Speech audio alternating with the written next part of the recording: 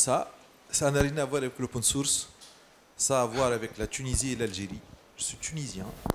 Je veux remercier de tout mon cœur le peuple algérien sur la position qu'il a eue avec la Tunisie dans sa crise. Ok? Et ça, ça n'a pas de valeur. Et l'open source n'a pas de valeur aussi. Ça n'a pas de valeur, ça n'a pas de prix. C'est comme l'open source aussi, qui est gratuit, mais parce qu'il n'a pas de prix, c'est pas parce qu'il n'a pas de valeur. Merci. Merci Majed, merci pour ça. Et on s'associe bien entendu à tes remerciements. Nadège et Wafa nous ont dit que les femmes, par leur courage, avaient pris de plus en plus de place, et en tout cas continuaient dans ce travail-là. Wilfried et Rafik nous ont expliqué qu'il y avait de la valeur ajoutée et de la création de valeur au travers d'entreprises. Kamel, pardon, nous a donné un panorama global autour du code et des modes de pensée. Je sais que tu as une longue expérience et un parcours très riche autour de l'écosystème open source. Je voudrais savoir en fait que tu nous donnes ton point de vue, ton ressenti. Donc c'est même pas une question, c'est une question. Qu'est-ce que tu en penses sur le tout? Ok. Concernant les femmes et l'open source. Au fait, il y a de plus en plus de femmes dans l'open source, mais ça, c'est lié de plus en plus à la libération de la femme, qu'elle se libère elle-même. Plus un pays, la femme est libre, plus elle fait du logiciel libre. Plus la femme est soumise, plus dans le pays, elle se soumet aux marques, elle se soumet aux brands, aux grandes images, au nom qui la met dans une position de cachette. D'accord? Donc ça, c'est ce qu'on a remarqué. Par exemple, si vous étudiez, j'ai vu un peu des statistiques des femmes et du logiciel libre en général, ça va en fonction de la liberté de la femme. Donc la notion de liberté aussi a une importance au niveau de l'importance de la femme dans le logiciel libre. D'un côté. D'autre côté, concernant le modèle économique, en fait, le meilleur modèle économique qu'on a trouvé en Tunisie. C'est vrai qu'il y a des modèles économiques pour gagner de l'argent, des modèles internes aux entreprises, mais le meilleur modèle économique qu'on a trouvé en Tunisie, c'est de vendre du service autour d'une solution et de ne pas vendre du logiciel et de ne pas dire que c'est un logiciel libre. Pourquoi ?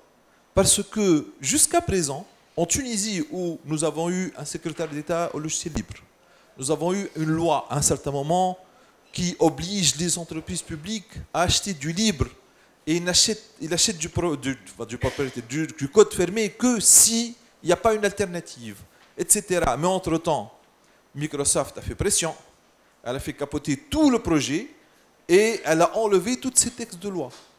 De telle façon que le libre a plus ou moins perdu une bataille. Et puis le libre est revenu pour une autre bataille. Mais entre-temps, à chaque fois où nous implémentons des entreprises autour du libre, ces entreprises commencent à développer des solutions, commencent à exporter. Nous avons, en tant que SSLL en Tunisie, Société de services en logiciel libre, nous avons, en tant que la Poste, je suis le secrétaire général de l'association des professionnels de l'open source. Nous avons plus que 30 entreprises spécialisées dans l'intégration des logiciels libres. On a parlé de cloud ce matin.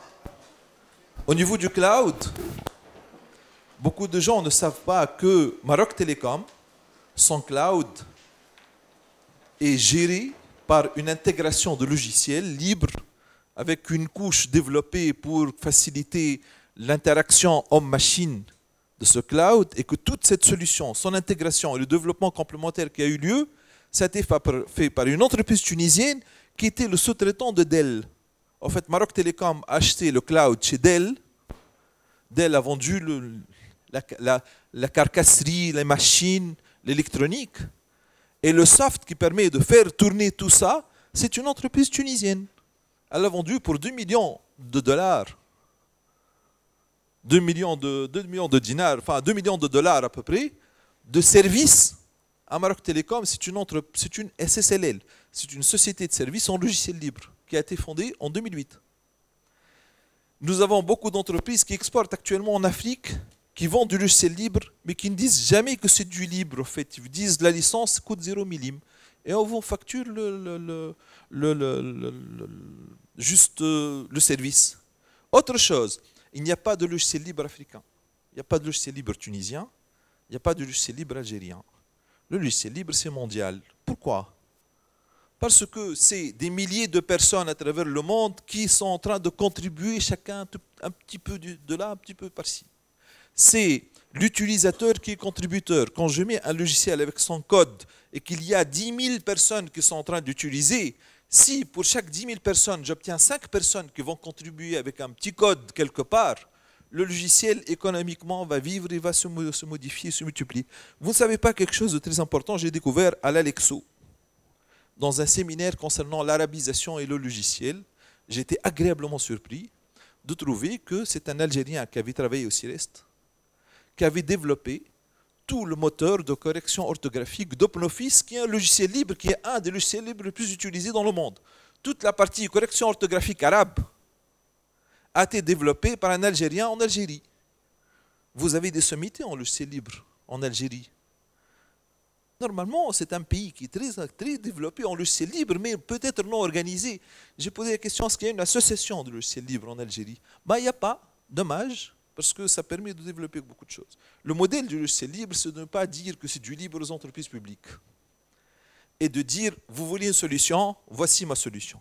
Comme vous avez dit à propos de Odoo, à partir de OpenERP. Ouais.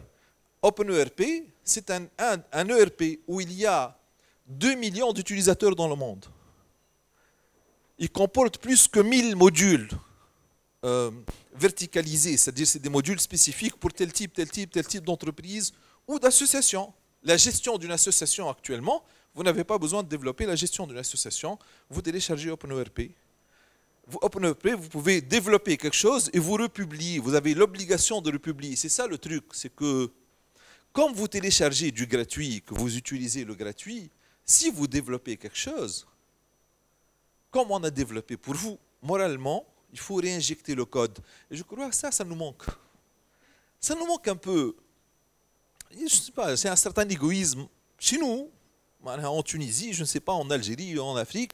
C'est qu'on télécharge le logiciel libre, on défend le logiciel libre, on l'utilise.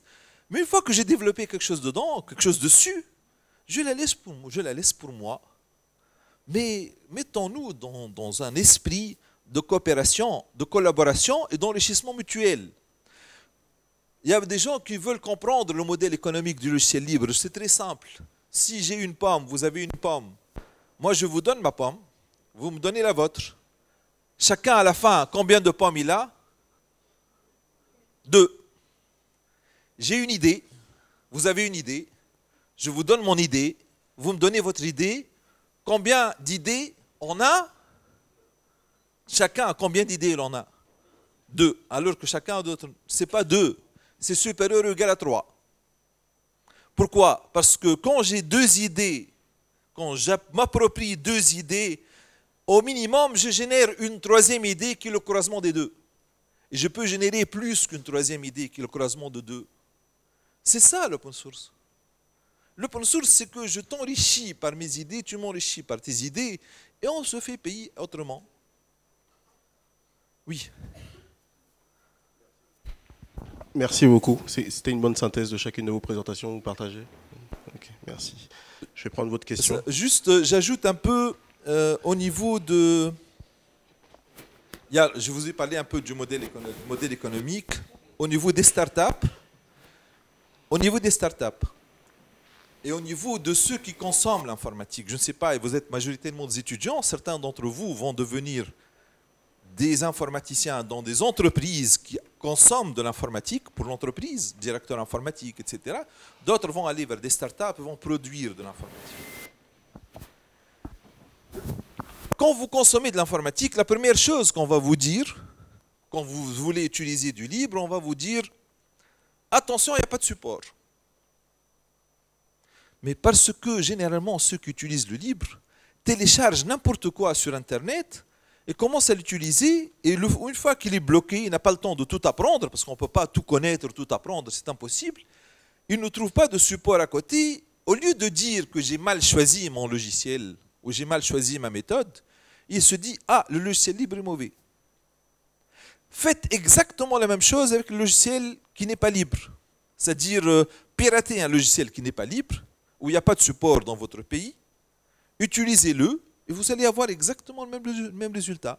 Donc, logiciel libre ou pas libre, avant de choisir votre logiciel, choisissez celui qui a un écosystème local pour pouvoir avoir du support derrière. D'accord? Ça, d'une part. D'autre part, au niveau du logiciel libre, maintenant, on a parlé de technologie. Mais au niveau du logiciel libre, on a vu les 4 libertés. Je vais vous donner autre chose. L'indépendance des pays. L'indépendance des pays et l'indépendance informationnelle du pays. Imaginez que vous utilisez tous Microsoft, dans l'État on utilise Microsoft, que ce soit piraté ou non piraté, on utilise Microsoft Word, où il y a des formats de fichiers fermés. Imaginez-vous que du jour au lendemain, Microsoft ferme ses portes. C'est arrivé aux États-Unis. Hein. Vous connaissez l'entreprise Enron, qui vend de l'énergie, qui était une des entreprises les plus riches aux États-Unis. En 24 heures, elle a fermé ses portes, elle a envoyé tous ses agents parce qu'elle a fraudé au niveau des impôts. Aux États-Unis, c'est des choses qui arrivent. Si Microsoft ferme ses portes et vous n'aurez plus Microsoft Office pour ouvrir vos fichiers de données, l'État, le secteur privé, les universités vont perdre l'outil qui permet d'accéder à leurs données. Ce sont mes données à moi, qui sont codées dans une façon interne, éditée par un éditeur américain, qui m'interdit de voir comment est-ce qu'il écrit mes données. Rien que pour ça. استقلال الوطني. استقلال القرار الوطني. Rien que pour ça. Il faut obligatoirement utiliser du libre au niveau de l'État, parce que l'État aura accès à un format ouvert. Elle peut à tout moment redévelopper une application, sans parler que généralement un logiciel libre, ce n'est pas l'impôt qui va le fermer. Donc, je vais vous dire tout à l'heure pourquoi. Je peux même redévelopper une application à partir de zéro, puisque j'ai la description de la structure des données, de mon texte, de ma base de données, etc. Je peux redévelopper tout à partir de zéro. Donc j'ai une indépendance. Deuxièmement, un logiciel libre, ce n'est pas tributaire d'une entreprise qui fait faillite ou d'une entreprise qui fraude. Une entreprise qui possède un logiciel libre et qui fait faillite, le logiciel, son code source est public. Automatiquement, il y a ce qu'on appelle le phénomène du fork. On fork un logiciel. On fork un logiciel, c'est-à-dire que j'ai une entreprise qui prend un logiciel qui existe libre, elle en fait un autre nouveau produit qui peut s'orienter autrement. Et nous avons plein de solutions logicielles dans le monde, logiciels libres, qui sont l'une et le fork de l'autre. Donc, même si une solution tombe à l'eau, vous ne vous en faites pas, il y aurait toujours une autre entreprise qui prend en charge ce logiciel et le développe encore plus. Merci Majed, merci pour tout ça.